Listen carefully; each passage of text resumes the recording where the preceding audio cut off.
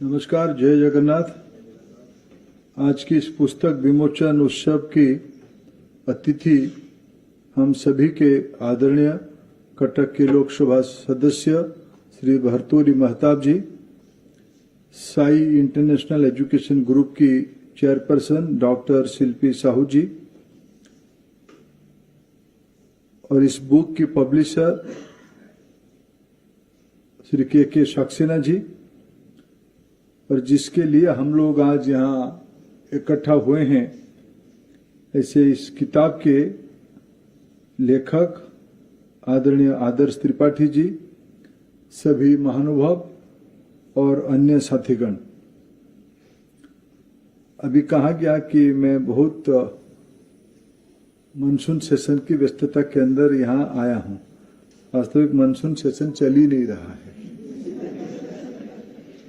It's a good occasion to meet all of you, and especially when few days back with Rupa madam, when others came to meet me and tell about this book, I asked him two questions. What are you studying? Where are you studying? I thought he might be studying in a good school in Delhi, might be in the Sanskrit school, the iconic school of all the elite of Delhi. So he told me, sir, I'm studying in the school in Jaipur. I was little bit aback why he's studying in a Jaipur school. Why not in Delhi? I will come to that part later on.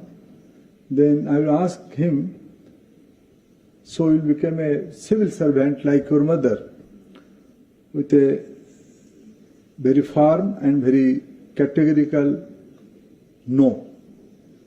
So why? So what did you do? Said, उसके बाद जो उत्तर दिया उसके लिए मैं सच में let me candidly admit why I am here, to support him, I believe in that firmness. He said, I will go to Odisha. I will ask him, what you will do? He answered me, I will go to Odisha. That creates a query inside me. The young boy, why did he answer in that way? What is the philosophy behind that? Why did he then, I came back to the original question, why did he leave Delhi and went to Jaipur? क्यों वहां पढ़ने के लिए गया? उसकी माँ उस समय में कहे, वो चुप रही, थोड़ा शर्मा रही थी और शर्मा रहा था, और थोड़ा उसकी माँ ने उसका उत्तर दिया कि sir, he want to be independent. He want to be independent. He want to be more organized. He want to be come out of a very affectionate and very protected environment. He want to be do the things on its own. He want to struggle. And these two things, friends, he want to be independent. He want to be do things in his own way. And I want to go to Odisha. तो मैं तो खुशी हुआ। इस उम्र में कोई लड़का, जब बच्चे कहते हम और कुछ करेंगे, अभी तक भरतलाल जी यहाँ बैठे हैं, यहाँ तो एक इस उम्र के बच्चों को पूछो क्या करोगे, हम तो स्टार्टअप में जाएंगे। अच्छा, मैं भी धीरे धीरे समझ रहा हूँ स्टार्टअप की इकोसिस्टम ही क्या है। तो उस उम्र में उन्होंने किताब लिखा, ये भी एक स्टार्टअप है, ये किताब लिखना। और प्रेसिडेंट मैडम को, आज मित्रों, आज एक अच्छा दिन है। मैं इस किताब का विमोचन के अवसर पे आज देश की पहला बुक प्रमोशन पॉलिसी को अभी अभी हम लोगों ने लोकार्पित करके मैं इस कार्यक्रम में आया हूँ। आज नेशनल बुक प्रमोशन काउंसिल का, जिसकी मैं शिक्षा मंत्री के नाते चेयरमैन हूँ, उस भूमिका में मैं आज, मेरे को ये पता नहीं था, हमारे विभाग के मित्रों ने जब उसकी कुछ दिन पहले इसकी पहले वाले काउंसिल में हम लोग एकत्रित हुए थे, मैंने पूछा इस देश में, हमारे देश में बुक पब्लिकेशन की व्यवस्था के बारे में कुछ नीति है क्या? हमारे मित्रों ने कहा कि सर, हम थोड़ा होगा पुराने नीति, 86 से इस बुक प्रमोशन काउंसिल है, कुछ नीति होगा, थोड़ा हम एक नया बना के लेके आते हैं। जब आज हमने चर्चा किया काउंसिल में, तब इसमें हमको पता चला कि पिछले दिनों में कुछ लोकलाइज इंटरवेंशन था, पीसमिल इंटरवेंशन था, holistic full fledge book promotion policy, national book promotion policy नहीं था। और आज ये एक सुखद संयोग है जब आदर्श ने आज a good author he mention today is the third year of president madams completion of presidency. आज तीसरी साल पूरा हो रही है और देश की पहली बुक प्रमोशन पॉलिसी बन रही, उसमें से a people's president written by Odia boy is not a, किसी ने उनको कहा कि उड़िया युवक हुआ ही कहाँ है अभी, इसको तो 16 खत्म होकर 17 ही आया है। हमारी छोटा बालक आदर्श ने, और आप लोग जो उड़ीसा की बारे में मैंने रूपा जी की और इसकी जो साथी मित्र यहाँ उपस्थित हो, आदर्श हमारे उड़ीसा के हम और महताब जी दोनों यहाँ आना और शिल्पी मैडम, हम तीनों की कुछ कुछ अलग अलग अंडरस्टैंडिंग है। अभी आदर्श जिस इलाके के जो मूल उसका जन्मस्थान होगा, नयागढ़ ही कहा जाएगा, खंडपड़ा ही कहा जाएगा, उस इलाके की आदरणीय महताब जी लोकसभा के सांसद है और स्वाभाविक उनकी माता जी का जो होम टाउन है और वो कटक जो कल्चरल सिटी उसी की वो लोकसभा की सदस्य खंडपड़ा उसकी पार्ट है। तो महताब जी का तो रेस्पॉन्सिबिलिटी बनता ही यहाँ आना। तो और हमारी उड़ीसा में 20th सेंचुरी और 21st सेंचुरी की सबसे लिटरेरी प्लेटफॉर्म महताब जी ही होल्ड करते हैं, प्रजातंत्र। मैं कई सारे उड़िया साहित्यकार को जब मैं मिलता हूँ, उन्होंने कहा कि हमारी शुरुआत जो डॉक्टर हरे कृष्ण महताब जी, आज की भरतोरी जी की पूज्य पिताजी थे, उन्होंने he was a multi dimensional personality. वो कई प्रकार की उनकी जिंदगी का आयाम था, उसमें से एक आयाम था शिशु साहित्य, चिल्ड्रंस लिटरेचर। शायद आज डॉक्टर महताब की जो मेहनत सदियों पहले रही, आज आदर्श को दिखते, वो भी आशीर्वाद करते होंगे कि आदर्श ने उनकी लिगासी को, उनकी कल्पना को एक यंग एस्पायरिंग उड़िया बॉय करके उसको आगे ले जाना है। तो डॉक्टर आदरणीय महताब जी का यहाँ आना एक दायित्व है। ऐसे ही शिल्पी मैडम ने उनको इस दुनिया में शायद प्रारंभिक जो ऐसे लिखा होगा, स्कूल की ऐसे कंपटीशन होगा, उसमें आदर्श जो लिखा होगा, मैडम ने ही उसका इवैल्यूएट किया ही होगा। तो उनकी दायित्व बनता है कि वो हमने जो पेड़ लगाया था, पेड़ में कहाँ तक आया, कितना ऊंचाई तक पहुंचा है। स्वाभाविक एक माँ के नाते और एक मेंटर के नाते शिल्पी मैडम का यहाँ आना एक लॉजिकल बात होती है। और मैं तो इस इंस्पायरेशन से, इस मोह पे आया हूँ। मैं 2036 में हमारा उड़ीसा को 100 साल पूरा होगा और भाषा के आधार पे होगा। उड़ीसा भाषा के आधार पे पहला राज्य इस देश में उड़ीसा ही है। 1936 में उड़ीसा पहला लिंग्विस्टिक स्टेट की 100th ईयर पूरा करेगा, आज से ठीक 11 साल के बाद। और तब आदर्श को 27 साल हो रहा होगा, तब निश्चित रूप में आदर्श उड़ीसा में ही होगा। और मैं उस मोह में आदर्श आने वाले 11 साल के अंदर, मैं आदर्श जब कहता हूं, उस उम्र के सारे बच्चों को कहता हूं। उड़ीसा में जितने भी बच्चे होंगे और उड़ीसा के बाहर भी उस उम्र के जितने बच्चे होंगे, सभी लोग उस समय में 27-28 साल तक होंगे और उसकी ठीक और 11 साल के बाद, यानी 2047 जब हमारी आजादी का हम 100th ईयर्स बना रहे होंगे, उस समय में आदर्श को 37 ईयर्स होगा।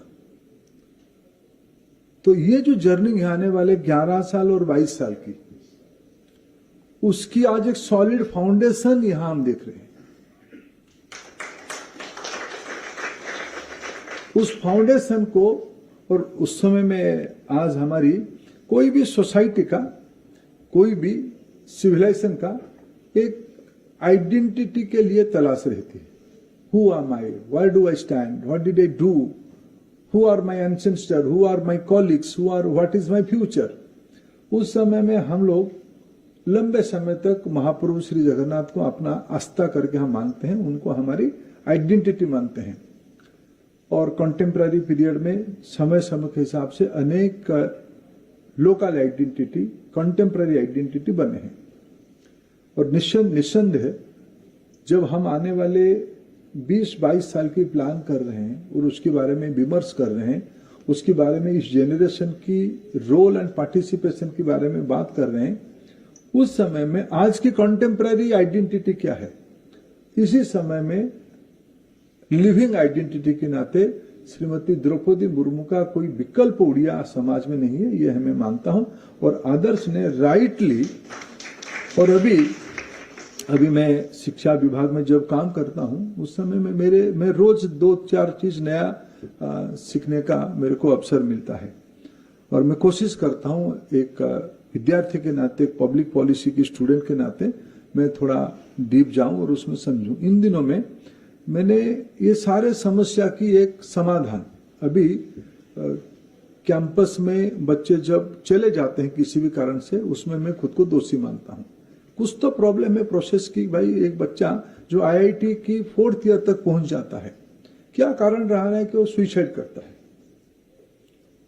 केवल आईआईटी नहीं, कोई भी यंगस्टर जब किसी भी कंपल्सन में अपना जीवन को खोना पड़ता है, तब मैं आज एक पॉलिसी मेकर के नाते, स्पेशल एजुकेशन कोहोर्ट की पॉलिसी मेकर के नाते, आई फील रिस्पॉन्सिबल, मैं खुद को गुनहगार मानता हूं। उसमें मैं कैंडिडेटली आज उसको एक्सेप्ट करता हूं। उस समय में मैंने उसकी समाधान ढूंढते ढूंढते, समाधान तो कोई एकदम स्पेसिफिक इस सारे विषय का नहीं होती है, मैंने एक लेख पढ़ा कि ह्यूमन होना आवश्यकता है। मैं उसका ह्यूमन को थोड़ा और समझना चाहा। मैं फिर उसको, मेरे जैसे स्वभाव है, मैं उसको एक लिविंग क्रीचर के साथ, व्यक्तित्व के साथ जोड़ने का कोशिश करता हूं, ढूंढने का कोशिश मैंने समझने का कोशिश करता हूं। मैं उसमें आज आदरणीय राष्ट्रपति द्रौपदी मुर्मू की जो मेरा सौभाग्य रहा, आज 2025 है, आदरणीय द्रौपदी मुर्मू जी का एक जिंदगी, लंबी जिंदगी, 50-55 साल की एक पब्लिक लाइफ उनकी है। वो स्टूडेंट रहते हुए भी उनकी पब्लिक लीडरशिप की उन्होंने अपना भूमिका दिखाई थी। वो बता रहे थे एक दिन हमको कि जब गांव में थे, उनकी गांव में जो उनकी कुटुंब के थे, वो उड़ीसा सरकार में मंत्री थे, वो अपने गांव गए थे। गांव में वो आए थे, लोगों को, बुजुर्गों को मिल रहे थे। ये उसके अंदर एक छोटी सी बच्ची के नाते उसके अंदर कूद पड़े। वो अपना सर्टिफिकेट लेके गए थे, स्कूल वाला, स्कूल से उसको नाम को हटा के टीसी लेके उनके पास गए। मैंने कहा, ताऊ जी मेरे को पढ़ना है। तो ताऊ जी जो मंत्री थे वो भी थोड़ा हके बके रहे, बोले ये कौन है? उन्होंने पिताजी का नाम लेकर, उनका बेटी है। क्या करना चाहती हो? मैं आपके साथ भुवनेश्वर जाना चाहती हूँ। जो भी कहा गया कि द्रौपदी जी ने अपना रास्ता बनाई, वो सच में अपना रास्ता बनाई। उनके पिताजी का बोध नहीं था कि उनको भुवनेश्वर तक भेजे। वो बता रहे हैं कि भाई मेरे पिताजी 1-2 बार कास्ट सर्टिफिकेट लेने के लिए बारीपदा गए। उनके गांव बारीपदा से लगभग 120 किलोमीटर दूर, झारखंड के आज की सीमा में उसकी गांव है। वहां से बारीपदा डिस्ट्रिक्ट हेडक्वार्टर आना है 100-120 किलोमीटर दूर है। वहां उस समय में कास्ट सर्टिफिकेट पाना यानी शायद हफ्ता भर की काम होती थी। कलेक्टर उनको मिले ना मिले, इस संजोग था। भगवान को मिलना जितना मुश्किल था, वैसे ही कलेक्टर को मिलना मुश्किल था। मैं रूपा जी आपको नहीं कह रहा हूं, बहुत सारे यहाँ कलेक्टर जो पुराने रहे होंगे, यूपी सिंह जी तक आप लोग मिलते थे, आराम से मिलते थे। लेकिन उस समय में जो सामाजिक स्थिति थी, एक आदिवासी व्यक्ति अपनी बेटी की कास्ट सर्टिफिकेट लेने के लिए जाना, उसकी हिम्मत नहीं होता था। उस समय में द्रौपदी मुर्मू जी ने सर्टिफिकेट लेके अपने गांव के बुजुर्ग के पास पहुंच गए कि मेरे को आप भुवनेश्वर लेके चलो। समा उन्होंने रिकॉग्नाइज करके उसको भुवनेश्वर ले आए। फिर जर्नी आगे बढ़ी। उस जर्नी में मैं 2000 से मैं उनके साथ में हूं। 2000 में द्रौपदी मुर्मू जी उड़ीसा विधानसभा की सदस्य बने। मैं भी 2000 में उड़ीसा विधानसभा की सदस्य बना। हम लोग आज चलते चलते यहां तक पहुंचे। सब उनके बारे में इस किताब में लिखा ही है, आप लोग उसको पढ़ोगे। लेकिन उनके अंदर जो ह्यूमन क्वालिटी है, अभी भी देश की सर्वोच्च पद पे बैठने के बाद उनकी जो कंडक्ट है, अभी भी जो कभी जाते हैं, ये उनकी सिक्योरिटी वाले बड़े परेशान हो जाते हैं। क्योंकि जब भी कहीं भी उतरते हैं, उनको कभी लगता है कि मेरे को लोग देखना चाहते हैं, मिलना चाहते हैं, वो सारे बैरियर तोड़ के लोगों तक पहुंचते हैं।